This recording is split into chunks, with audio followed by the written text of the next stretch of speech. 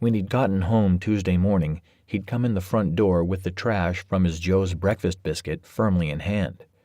His brain simply hadn't registered that the apartment was cleaned out. Automatically assuming he'd been robbed, he'd left the door open and immediately run through the small unit, calling out for Kelly. He'd been afraid for her, afraid the thief might still be inside. But she hadn't been there. By then, certain they'd been robbed, he'd pulled out his cell and called Rob Castor before reality hit, and he understood that he didn't need his friend in the police department to find Kelly or dust for prints. Jason had sworn a blue streak right there in his combination living room / dining room / kitchen space, his hallway door still wide open. Kelly must have come with a moving truck and paid movers. She couldn't lift the couch, and Lord knew she and her friends would never break a nail to do it. She didn't have any male friends loyal enough to lift furniture for her, unless she was already sleeping with someone else. It wasn't like Kelly to go it alone, he thought. Jason stepped out of the shower onto the used towel he'd set out in place of the missing bath mat. Grabbing the clean towel off the press-on hook that Kelly had complained about, he rubbed his head with it for a moment, then wrapped it around his hips. She'd known what she was doing.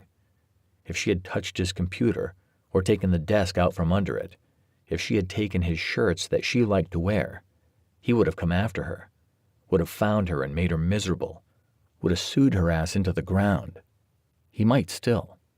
He needed to eat before he decided.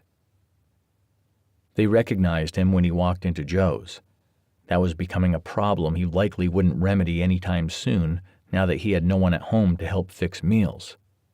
Though he loved that about Southfield, the small-town feel, it was clear he had been to Joe's too many times recently. After plowing through his ham biscuit, he headed to Publix to stock his fridge. He had to get home and get to sleep tonight. He was on shift again, starting at 8 tomorrow morning. The grocery store was a maze. He hadn't been in one with any regularity for nearly a year. Kelly had gotten their groceries, and he'd grown complacent with that. He'd thought they had a good arrangement, but clearly he'd been wrong. So wrong, in fact, that he had not even seen this coming. So wrong that he had run through the apartment worried for her safety. What an idiot he was. At the checkout, his total came to well over $100, something he had not expected.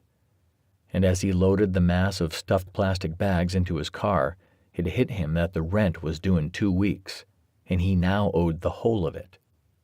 Jason squeezed his eyes shut. Fuck her. Actually, fuck him. She'd sure done it royally.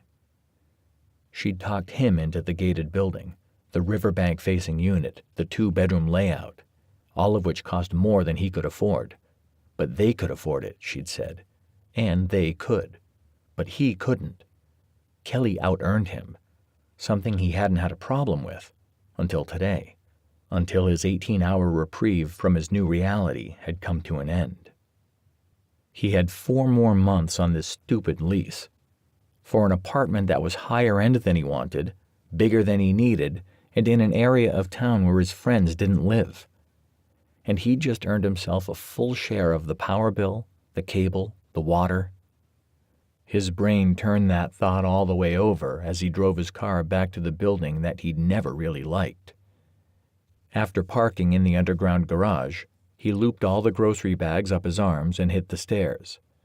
The 6th floor was nothing, even loaded down as he was. If he couldn't do that, then he didn't deserve the one good thing he seemed to have going in his life.